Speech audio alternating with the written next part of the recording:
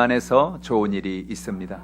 전 여러분과 함께 골로새서 3장 18절에서 21절까지의 말씀에 근거해서 복된 가정, 이런 제목으로 은혜의 말씀을 나누기를 원합니다.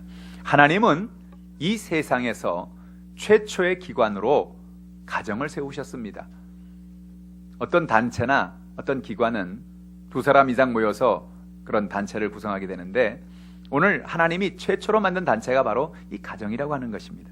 하나님이 가정을 세우신 것은 우리에게 참된 행복을 주시기 위해서 가정을 세우셨습니다. 성경 창세기 2장 18절에 보니까 야훼 하나님이 이르시되 사람이 혼자 사는 것이 좋지 아니하니 내가 그를 위하여 돕는 배필을 지으리라 하시니라 라고 말하고 있습니다. 하나님은 돕는 배필을 짓기를 원하셨어요. 그래서 그 돕는 배필이 남편과 아내가 서로를 도움으로 그 가정이 아름답고 화목하고 행복한 그런 가정을 이루기를 원하셨던 것입니다. 하나님이 그들에게 자녀를 주시고 하나님의 은혜와 복을 허락해 주셨습니다. 오늘 본문의 말씀을 통해서 우리에게 주신 하나님의 진리의 말씀을 깨닫기를 원합니다. 첫 번째로 성경은 말하기를 남편과 아내는 서로가 도와야 한다는 것입니다. 돕는 배필이라는 겁니다. 청춘 남녀가 만나 가슴 뛰는 사랑을 합니다. 친밀감이 생깁니다. 남녀가 만나서 매력을 느끼고 또 사랑을 느끼는 것은 나하고 좀 공통적인 면이 있을 때 거기서 안정감을 갖습니다. 아, 이 사람은 나하고 이런 게 좀 비슷하구나. 이런 생각이 비슷하네. 그런데 또 하나 반대로 또 반대되는 어떤 그런 차이점이 있어요. 거기에서는 매력을 느낍니다. 아, 나하고는 이게 다르구나. 이런 부분이 나하고는 또 다르네. 다른 것도 있고 같은 것도 있구나. 그래서 점점 그 마음의 친밀감이 더해져서 결혼을 해야 되겠다. 그래서 드디어 결혼을 하게 되죠. 근데 결혼을 하고 나서 대개 친구들이 옆에서 문제를 만들기 시작합니다. 뭐라 말하냐? 결혼하기 한 달 만에 확실히 잡아야 된다. 이때 못 잡으면 못 잡는다. 남편은 남편대로, 아내는 아내대로 서로 꼭 잡으라고 말합니다. 꽉 잡으라고 말합니다. 그래서 서로 꼭 잡으려고 좀 늦게 들어가기도 하고 밀고 땡기는 밀당이 시작되는 거예요. 근데 그걸 통해서 많은 어려움을 경험하고 연약함을 갖기도 하지요.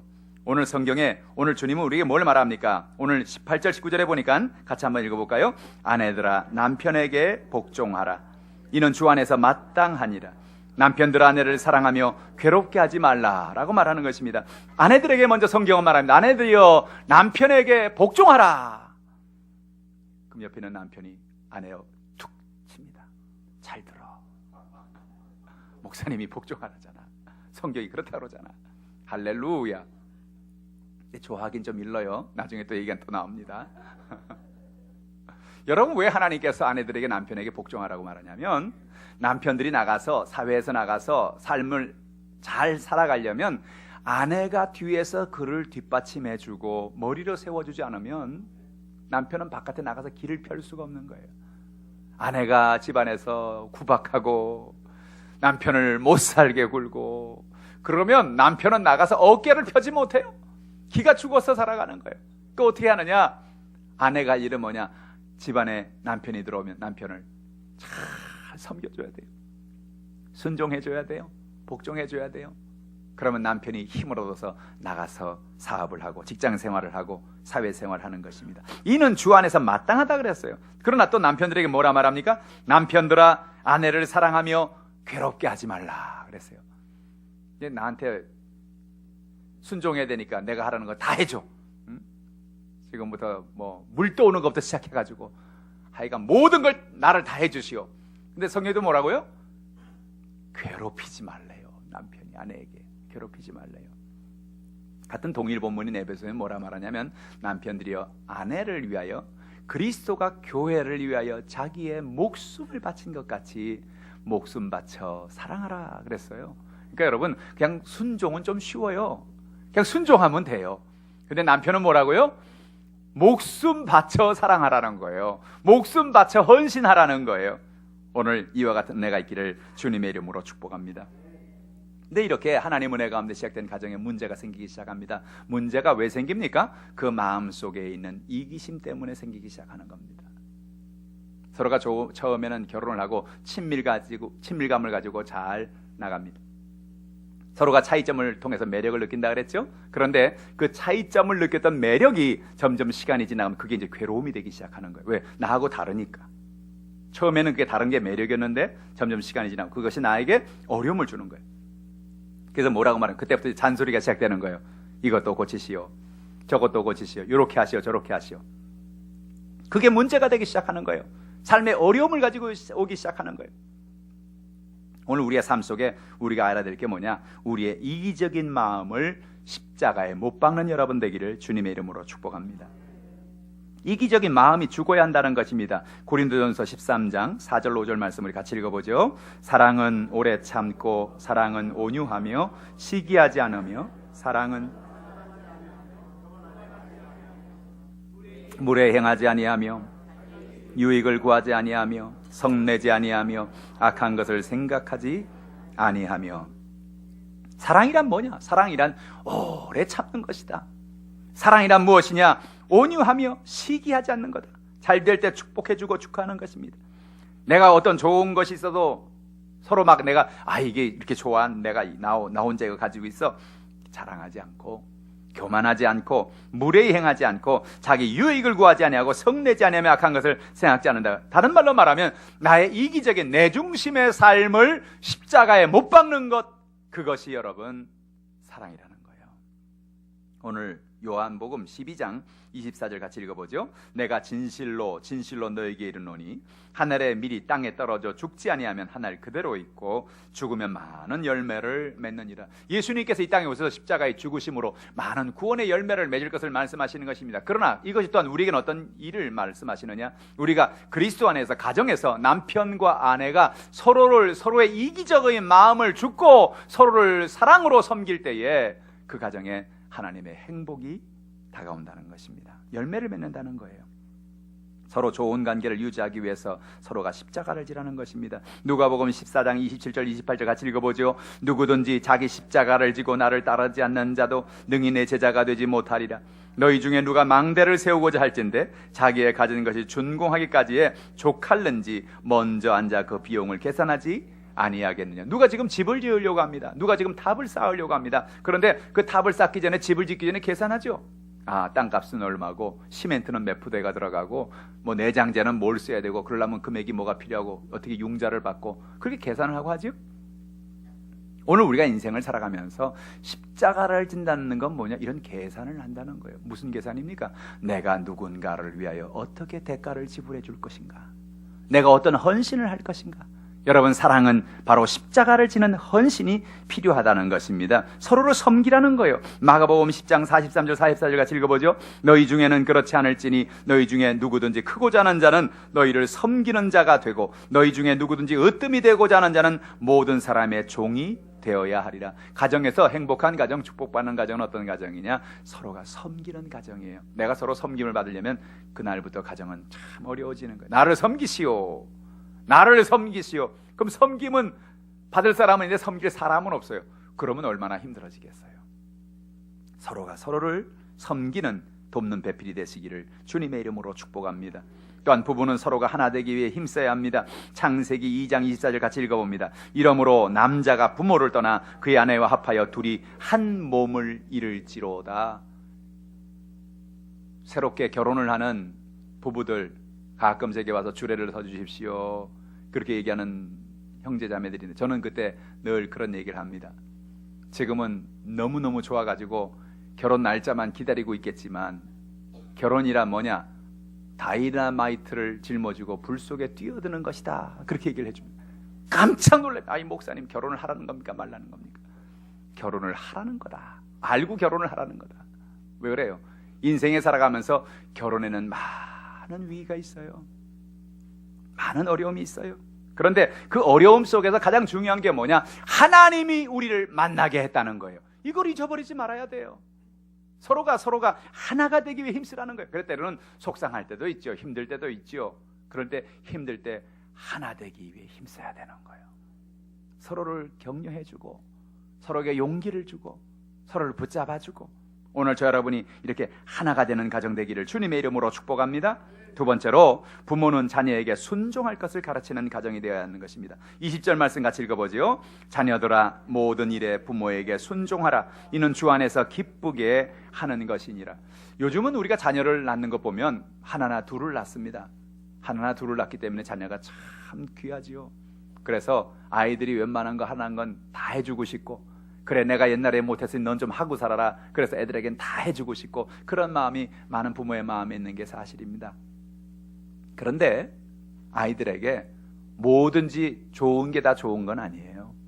아이들에게 그들이 할 것과 하지 않을 것을 분명히 가르치는, 순종을 가르치는 그런 부모가 되시기를 주님의 이름으로 축복합니다. 교육방송에 보면 어떤 아이들이 나옵니다. 막 엄마에게 문제가 생기고 또 아빠에게 문제가 생기고 엄마 말도 안 듣고 막 고집 부리고 문제가 생깁니다. 그 가만히 아이를 관찰해 보면 마음의 정서가 문제가 있든지 마음에 상한 마음이 있든지 그런 연약함이 있어서 어려움을 당하는 그런 가정이 있는 것도 있어요. 또 어떤 아이들은 마음에 고집이 있어서, 고집이 세서 그 고집을 꺾지 않으려고 하는 경우가 있어요.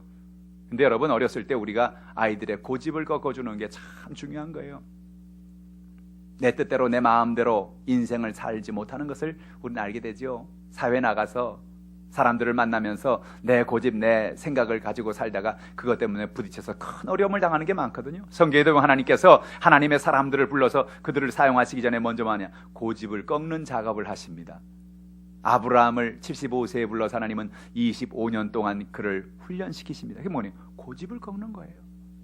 하나님이 모세를 40에 하나님이 불러서 40년 동안 광야에서 그를 지내게 합니다. 그게 뭡니까? 그의 인본주의적인 생각, 그의 고집을 꺾어서 야, 이제는 내가 할 수 없다, 내 능력으로는 안 된다, 그렇게 말랑말랑해질 때 하나님이 그를 사용하시는 거예요. 오늘 저 여러분이 하나님 은혜 가운데 순종을 배우시기를 주님의 이름으로 축복합니다. 하나님을 사랑하고 말씀에 순종하는 것을 가르치라는 것입니다. 신명기 6장 4절로 7절 말씀 같이 읽어보지요. 이스라엘아 들으라. 우리 하나님 야훼는 오직 유일한 야훼시니 너는 마음을 다하고 뜻을 다하고 힘을 다하여 내 하나님 야훼를 사랑하라. 오늘 내가 내게 명하는 이 말씀을 너는 마음에 새기고 내 자녀에게 부지런히 가르치며 집에 앉았을 때든지 길에 갈 때든지 누워있을 때든지 일어날 때든지 이 말씀을 강론할 것이며. 할렐루야. 이스라엘아 들으라는 거예요.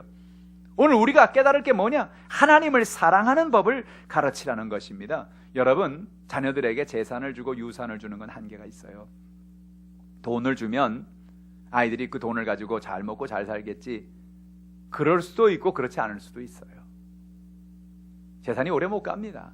그 재산을 관리할 줄 모르면 아무리 아이들에게 재산을 물려줘도, 여러분 보세요. 우리 한국의 유명한 재벌들, 유명한 기업가들이 그 재산을 자녀들에게 회장 자리 물려주고 사장 자리 물려주고, 그리고 얼마 가지 않아서 그 회사가 문 닫고 법정 관리 들어, 그런 거 보잖아요.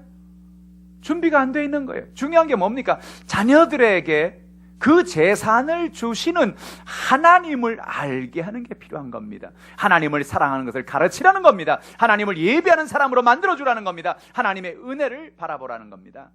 우리는 유대인 속담에 그런 속담이 있어요. 아이들에게 물고기를 주지 말고 물고기 잡는 법을 가르쳐 주어라. 물고기를 한번 주면 한 끼 먹고 말지요.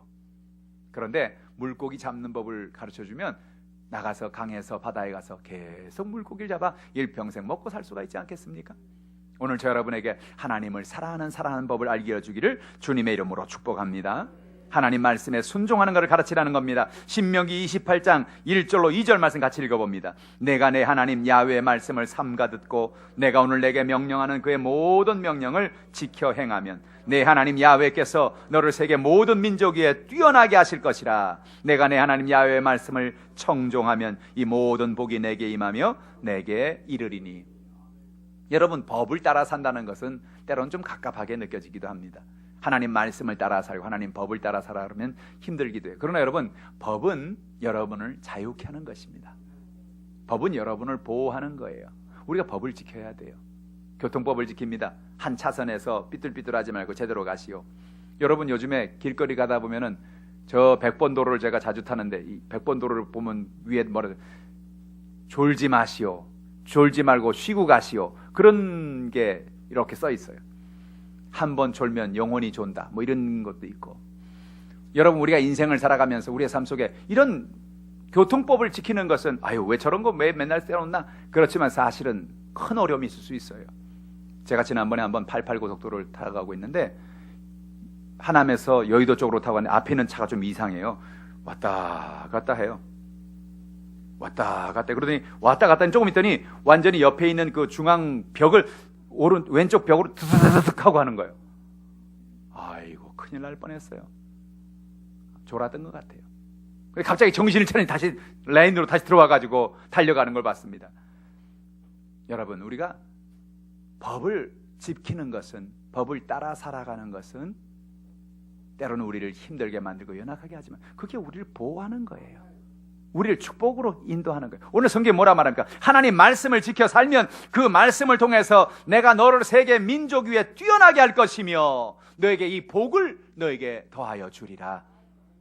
우리가 아이들에게 여러분 하나님을 알게 하고 하나님을 사랑하는 법을 알려주고, 그리고 아이들에게 하나님 은혜 가운데 믿음으로 사는 법, 말씀을 따라 사는 법을, 순종의 법을 따라 살게 하기를 주님의 이름으로 축복합니다. 그리고 자녀들에게 성령에 기울이는 사람이 되게 하는 것입니다. 늘 기도하고 말씀을 묵상하고 성령의 인도하심을 따라 사는 것입니다. 여러분, 성령을 따라 사는 게 왜 중요하냐? 예수님이 오늘 우리에게 성령을 보내시는 중요한 이유는 성령을 통하여 우리에게 깨달음을 주시고 우리에게 꿈을 주시기 위한 것입니다. 성령이 너에게 마시면 너희가 꿈을 꾼다 그랬어요. 환상을 본다 그랬어요. 조용규 목사님은 해외 성에 나갈 때마다 항상 하시는 말씀이 있습니다. 성령에 대한 강조를 하면서 성령은 오늘 우리에게 꿈이라는 언어를 통하여 역사하신다. 꿈은 성령의 언어다. 그렇게 말합니다. The dream is the language of the Holy Spirit. 그렇게 말합니다. 미안합니다, 영어를 써서. 꿈은 성령의 언어다. 성령이 우리 가운데 함께 하시면 하나님 우리에게 꿈을 주신다. 여러분, 조용기 목사님이 꿈을 가지지 않았습니까? 5명 나오는 남대문에 산 군용 텐트 하나 쳐놓고 거기서 가족들 5명 나와서 처음에 예배 드릴 때는 비 오는 날에는 사람보다 개구리 숫자가 훨씬 많았대요. 동네 깨밭에서 막 개구리들이 들어와가지고. 그런데 그곳에서 기도할 때마다 하나님께서 마음에 꿈을 주시더랍니다. 네가 세계에서 가장 큰 교회를 세울 것이다. 네가 전 세계를 다니며 은빛 날개를 타고 전 세계에 복음을 전하고 다닐 것이다. 그래서 한 번은 그 텐트 교회에서, 천막 교회에서 예배를 드리다 말고 갑자기 뻘떡 일어났대요. 그래가지고 비행기처럼 날개 가지고 그 안에를 우 하고 이렇게 날아다녔대요. 그 안에서 난 이렇게 날아다닐 거다. 참 기가 막히죠. 아니, 그때는 여러분 당시에 여권 내는 것도 어렵고 해외 나가는 것 자체가 어려운 시절이었어요. 근데 그때 무슨 은빛 날개를 타고 세계를 다닌다는 그런 꿈을 꿀까요? 또 세계 가장 큰 교회를 세울 거라는 꿈을 주니까 어떻게 했느냐? 저 중구 저동에는 영락교회를 갔답니다. 영락교회를 가서 영락교회 안에 가서 그 교회를 재기 시작했대요. 가로 몇 걸음, 세로 몇 걸음, 이쪽에 몇 메타, 저쪽에 몇 메타. 한참 걸어다니까 거기는 수위가 좀 이상한지 온 거예요. 당신 뭐 하시오? 이 교회가 얼마나 큰지 좀 재러 왔어요. 이 교회가 가로가 몇 메타고 세로가 이 교회보다 좀 크게 져야 되겠네요. 그러면 지려면 뭔 소리 하는 거요? 제가요 큰 교회를 하나 지으려고요. 이 사람이 몰라도 한참 모르는구만. 이 교회가 우리 한국의 최고로 큰 교회인데 어떻게 이 교회보다 더 큰 교회를 짓겠다 그러냐고. 그래서 그러냐고. 나는 꿈이 있다고. 그러고 돌아왔대요. 할렐루야. 근데 줬잖아요. 꿈이 사람을 만들어가는 거예요. 여러분, 꿈을 누가 주느냐? 성령이 꿈을 주는 겁니다. 오늘 여러분 자녀들을 키울 때 자녀들에게 꿈의 사람으로 키우시기를 주님의 이름으로 축복합니다. 자녀들에게 하나님의 은혜 가운데 기도해라. 하나님의 은혜 성령을 구해라. 하나님 말씀을 따라 살아라. 그럼 하나님 내게 꿈을 주신다. 할렐루야. 하나님이 꿈을 통하여 놀라운 일을 이루어 주시는 것입니다. 여러분 또한 우리 아이들에게 봉사하는 사람, 헌신하는 사람으로 키워야 합니다. 우리는 어떤 이익을 바라볼 때 당장 눈앞에 보이는 이익, 당장 눈앞에 보이는 어떤 그런 수익만을 쫓아가기 쉽습니다. 그러나 여러분, 인생은 누군가를 헌신하고 누군가를 봉사하는 사람에게 기회가 찾아오는 겁니다. 저 유명한 미국의 버락 오바마라는 대통령은 그가 변호사로서 근무를 하면서 시카고에 있는 많은 어려운 사람들을 도와줬어요. 빈민들을 도와주고 어려운 사람들을 도와주고 헌신했어요. 아니 변호사가 그 많은 돈을 받아서 자기 받는 그 많은 변호사비를 약한 사람들 도와주고 어려운 사람을 도와주고 옆에 있는 사람들이 손가락 야요 좀 미친 사람이구만. 돈을 자기를 위해 써야지 왜 이렇게 어려운 사람들 도와주고 저래. 그런데 버락 오바마의 마음엔 꿈이 있었어요. 나는 미국의 대통령이 될 거야. 나는 미국의 대통령이. 그건 뭐예요? 그 사람들 섬기는 연습을 하는 거죠. 사람들을 섬기는 헌신을 하는 거죠. 여러분 우리 주변에도 그렇지 않아요? 누가 대통령 나오겠다 그러고 국회의원 나오겠다 그러면 여러분 나를 대통령 뽑아주세요. 왜요? 폼나잖아요.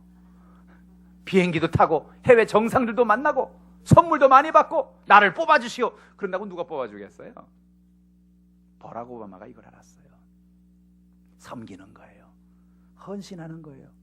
자기 돈 들여서 많은 사람들을 도와주고 애쓰고 헌신하는 것을 보여주는 거예요. 그게 여러분 나중에 대통령 나갈 때 어떤 일이 생기느냐, 그 뒤에 도움받았던 사람들이 그 뒤에서 많은 그 어려움에서 그 도움을 받았던 사람들이 버락 오바마를 칭찬하는 거예요. 저 사람 대통령 나갈 만해요. 저 사람은 옛날부터 많은 사람들을 도운 사람이에요. 대통령 나가도 잘할 겁니다. 할렐루야. 버락 오바마가 그냥 자기 앞에 눈에 보이는 것만 바라보고 그렇게 살았다면 아무도 그를 인정해주지 않았을 겁니다. 그러나 누군가를 위해 섬기고 봉사하고 헌신하는 삶이 그의 인생을 그렇게 만들어주는 거예요. 여러분 자녀들에게 봉사를 가르치시길 바랍니다. 헌신을 가르치시길 바랍니다. 아이들의 마음을 키워야 돼요. 아이들의 마음이 커져야 돼요. 그래서 우리 하나님을 섬기고 대한민국을 섬기고 나는 세계를 섬기리라, 세계를 봉사하리라, 그런 마음을 가지고 우리 아이들이 성장하면 큰 인물이 되는 것입니다. 할렐루야. 뿐만 아니라 혁신과 도전 정신을 그 마음에 자녀들에게 심겨주시기를 주님의 이름으로 축복합니다. 우리가 성공하는 것은 그 마음에 도전 정신이 있는가, 그 마음에 혁신의 마음이 있는가가 참 중요한 거예요. 저는 꽤 오래전에 그 PDA가 처음 나왔어요. PDA가 뭐냐면 이렇게 손바닥만한 메모하는 전자수첩이에요. 그걸 늘 가지고 다녔는데 그 PDA가 어느 날 이게 무용지물이 됐어요. 이거 꽤 비싸게 주고 샀거든요. 하루아침에 이게 쓰레기가 돼버렸어요. 왜 쓰레기가 되느냐? 아이폰이 나오면서, 스마트폰이 나오면서. 그때 그 PDA가요 거의 그 스마트폰 값 값이었어요 옛날에. 근데 어느 날 아이폰이 딱 나왔는데 이 아이폰이 어떤 아이폰이냐, 이게 괴물이에요. 괴물. 조그마한 이 PDA만한 거기에 카메라도 들어가 있고 전화기도 들어가 있고 게임기도 들어가 있고 수첩도 들어가 있고 거기 다 들어가 있는 거예요. 그러니까 이제 PDA가 따로 필요 없어요. 이거 하나만 있으면 돼요. 스티브 잡스가 가졌던 그 혁신은 모든 전 세계의 사람들의 삶을 바꿔놨어요. 우린 그래서 두 가지를 얘기할 수 있는데 예수님 이전의 삶과 예수님 이후의 삶하고 아이폰 이전의 삶과 아이폰 이후의 삶으로 우리는 세계 역사가 바뀐다, 그런 얘기를 해요. 무슨 얘기입니까? 혁신입니다. 사람들에게 혁신이 있어서 그 혁신을 통하여 도전하게 만드는 거예요. 여러분, 그러나 그 혁신은 하루아침에 다가왔습니까? 그렇지 않아요. 혁신은 많은 실패를 경험하는 거예요. 많은 연약함을 경험하는 거예요. 아이들 마음에 여러분 혁신을 주기를 주님의 이름으로 축복합니다. 혁신의 생각을 주길 바랍니다. 근데 혁신을 가지고 살아가는데 그럼에도 불구하고 실패할 수도 있잖아요. 실수할 수도 있잖아요. 연약할 수도 있잖아요. 그럴 때마다 야 관둬라, 내 실패해서 틀렸다, 그러지 말고 계속 박수를 쳐주는 거예요. 난 너를 믿는다. 난 너를 믿어. 도전해. 걱정하지 마. 하나님이 너에게 복을 주신다. 할렐루야. 오늘 저 여러분에게 그런 은혜가 있기를 주님의 이름으로 축복합니다. 세 번째로 자녀를 노하게 하지 말라는 겁니다. 21절 말씀이죠. 아비들아 너희 자녀를 노엽게 하지 말지니 낙심할까 함이라 그랬어요. 여러분이 자녀를 양육하면서 정말 중요한 것은 자녀가 우리의 소유물이 아니라는 사실을 알아야 됩니다. 아니 내가 낳았으니 내 소유지. 그 어떤 사람은 자녀를 학대하는 사람이 있잖아요. 자녀를 죽이는 사람들, 내 자녀인데 내가 낳아서 내가 죽이는데 무슨 소용이냐, 이런 사람이 있잖아요. 아니에요. 자녀는 하나님 우리에게 맡겨준 거예요.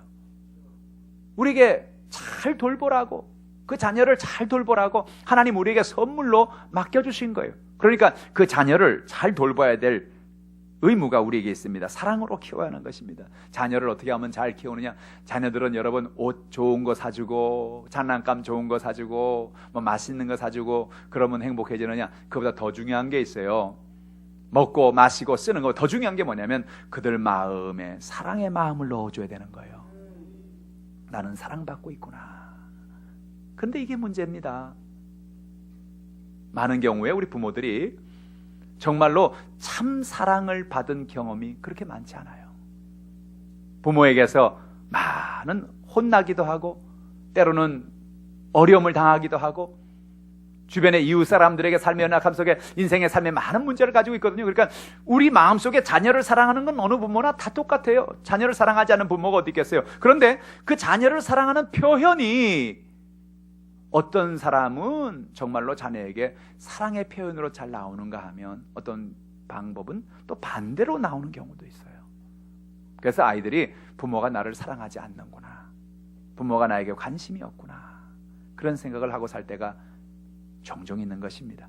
그래서 우리가 알아야 될 게 뭐냐, 우리는 자녀들에게 사랑의 표현을 해주기를 주님의 이름으로 축복합니다. 가장 좋은 표현이 뭡니까? 안아주는 거예요. 안아주는 거. 여러분, 포옹이라는 게요, 이 포옹이라는 게 큰 축복이 있습니다. 이 포옹은요, 남편과 아내가 서로 안아줄 때 서로를 하나 되게 해주고요, 부모와 자녀가 포옹을 해줄 때 그 마음속에 안정감을 주는 거예요. 오늘부터 여러분 집에 가서 포옹을 하시기를 주님의 이름으로 축복합니다. 남편과 아내가 서로 포옹하시길 바랍니다. 얼마 전에 조용기 목사님 주일 설교를 보니까 키스하는 사람이 더 건강하다, 뭐 그런 설교를 하셨더라고. 설교 제목이 키스하는 사람이 더 건강하다. 저는 그 제목을 보고 깜짝 놀랐어요. 아니 웬 근데 이게 무슨 얘기냐, 서로가 키스해주고 서로가 안아주고 할 때 그 마음에 안정감이 오고 건강해진다는 거예요. 아주 중요하죠. 칭찬의 말을 해주라는 겁니다. 보고 자주 웃어주라는 겁니다. 오늘 여러분 남편과 아내가, 부모와 자녀가 보고 서로 웃어주시길 바랍니다. 비웃지 마시고 미소를 지어주라는 거예요. 사랑한다, 따뜻한 눈을 가지고 내가 너를 사랑한다, 내가 너를 축복한다, 그런 마음을 가지고 오늘 저 여러분이 이런 은혜가 있기를 주님의 이름으로 축복합니다. 또한 조건부적인 사랑을 하지 말라는 것입니다. 우리가 흔히 잘못한 것은 그거예요. 네가 요번에 성적 뭐 받아오면 뭐 해줄게. 우리 그렇게 조건부적인 이야기를 할 때가 참 많아요. 우리가 아이들을 키워가면서 또 때로는 이제 그게 익숙해가지고 애들이 아예 조건부를 걸고 나와요.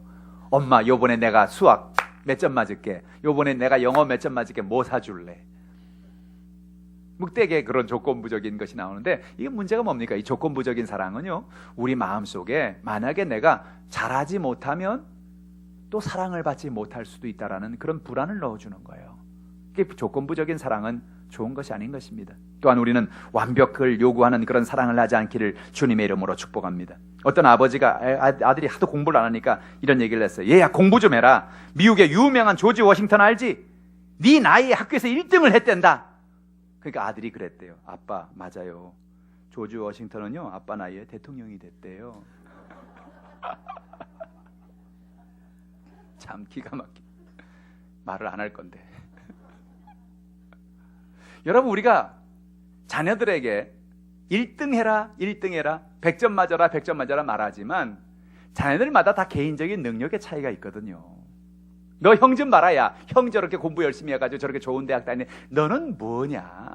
아니, 형은 형이고 얘는 얘지요. 개인의 차이가 있잖아요. 그러니까 우리가 아이들을 키울 때도 아이들에게 내가 가지고 있는 어떤 그런 수준, 내가 가진 목표를 가지고 아이들에게 그것을 완벽을 요구하지 말라는 거예요. 완벽을 요구하지 말되 아이들이 할 말은 뭐예요? 그냥 최선을 다하자. 네가 할 수 있는 최선을 다하자. 그렇잖아요. 안 되는데 어떻게 하란 말이에요? 안 되는데. 죽었다 깨나도 수학을 100점을 못 맞겠는데, 죽었다 깨나도 영어를 100점 못 맞겠다는데 어떻게 100점을 맞으라 그러냐고. 어떤 애가 그러더라는 거예요. 하루는 얘가 엄마한테, 엄마 하나 여쭤볼 게 있어요. 뭐냐? 엄마 나한테 맨날 수학 100점 맞아 그러고 영어 100점 맞아 그러죠? 엄마 성적표 좀 띄워주세요. 왜? 엄마 성적 좀 보게요. 그 다음에 엄마가 100점 맞으라는 말을 못했대요. 얘가 성적표 뛸까 봐. 엄마는 공부 열심히 했나요? 아버지는 공부 열심히 했어요? 성적 좋았나요? 여러분, 우리가 자녀들에게 최선을 다하는 것을 가르쳐야 돼요. 여러분, 왜 최선을 다해야 되냐면 학생은 학교 다닐 때 열심히 공부해야 되는 거예요. 왜 그러냐면 아니면 나중에 후회하기 때문에 그래요. 제가 우리 아이들에게도 늘 하는 얘기가 뭐냐, 난 아빠가 너희가 100점 맞으라고 하는 말 하지 않는다. 너희들이 1등 하라는 말 하지 않는다. 아빠는 너희들이 최선을 다했으면 좋겠다. 왜냐하면 너희들이 나중에 후회하지 않는 삶을 살기 위해서다. 내가 그때 학교 다닐 때 좀 더 열심히 할걸, 그때 조금 더 할걸. 그러면 후회하지 않겠니? 너네들이 다닐 때 최선을 다하고, 최선을 다해도 안 되면 그건 어쩔 수 없는 거고, 그러나 최선을 다해서 좋은 결과를 가지면 얼마나 좋겠냐. 할렐루야. 오늘 저 여러분에게 그런 은혜가 있기를 주님의 이름으로 축복합니다. 오늘 우리의 삶 속에 우리는 자녀들에게 완벽주의적인 사랑을 요구하면 안 됩니다. 완벽주의를 요구하면 안 돼요. 실수가 있을 수 있거든요. 허물이 있을 수 있어요. 저는 저희 학교에 다닐 때 그 아이의 완벽주의, 어머니가 아버지가 요구하는 완벽주의가 아이를 얼마나 병들게 만든가를 제 눈으로 본 적이 있어요. 학교 다닐 때 저희는 옛날에 그 여름과 겨울이 되면 학교에서 성적표를 반드시 주죠. 그리고 끝에 보면은 부모님 도장 받아오는 난이 있어요. 그러니까 성적표를 가지고 가서 부모님에게 성적표를 보여줘야 되는 겁니다. 근데 얘는 가만히 보니까 성적표를 그냥 조작을 하더라고. 싹 고쳐가지고 등수를 바꾸고 성적을 바꿔가지고 집에 가서 그 성적표를 딱 가지고 엄마한테 내미는 거예요. 엄마가, 이야, 요번 학기는 성적 올랐네. 야, 참 잘했다. 참 잘했어. 웬걸 사기꾼을 만들고 있었던 거예요. 완벽주의가 그 아이를 그렇게 만들었어요. 여러분 요즘에 얼마 전에 뉴스 나온 거 보셨죠? 공무원 시험 본 사람이 저 정부에 들어가서 컴퓨터 해킹해가지고 그 문 들어가는 거 패스 만들고, 안에 들어가 그 컴퓨터 점수 발표하는 사람이 컴퓨터로 가가지고 거기 가서 들어가가지고 자기가 점수 조작해가지고 자기를 불합격인데 합격으로 만들어 놓고, 그러고 나서 이틀 후면 이제 합격증이 오겠자고 하는데 웬걸 수갑이 날라왔어요. 잡혔어요. 근데 이 사람이 그때만 한 게 아니었더라고요. 그 전에 또 학교에서 뭐 시험 보고 뭐 무슨 시험만 있으면 그런 짓을 한 겁니다. 문제가 뭡니까? 이 사람이 내가 완벽하지 않으면, 내가 합격하지 않으면 안 된다라는 그런 생각 때문에 공부할 생각은 하지 않고 그런 데만 연구를 하고 있는 거예요. 그런 것만 연구하는 거예요. 괴물을 만들어버린 거예요. 사랑하는 성도 여러분, 하나님 은혜 가운데 완벽을 요구하지 말고 사랑으로 인정하고 품어주는 여러분 되기를 주님의 이름으로 축복합니다. 하나님이 여러분의 자녀를 이 땅에 보는 것은 반드시 뜻이 있어서 보낸 거예요. 하나님이 여러분의 자녀를 축복하려고 보낸 거예요. 여러분 걱정하지 않아도 돼요. 하나님 여러분들을, 아들들을, 딸들을 잘 되게 하실 거라니까요.